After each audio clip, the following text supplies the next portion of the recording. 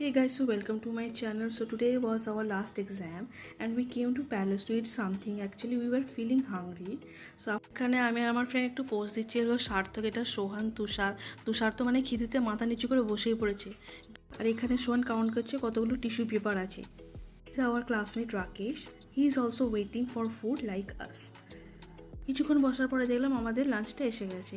Egg roll, আমরা তিনজন নিয়েছিলাম এগ রোল আর দুজন নিয়েছিলাম আমরা কম্বো, যার মধ্যে ছিল ফ্রাইড রাইস আর চিলি চিকেন। আমাদের লাঞ্চ করা হয়ে গেছে, এবার শুধু আমরা বিলটা পেমেন্ট করব, দিয়ে ব্যাস রিসিপ্টটা নিয়ে আমরা চলে যাচ্ছি।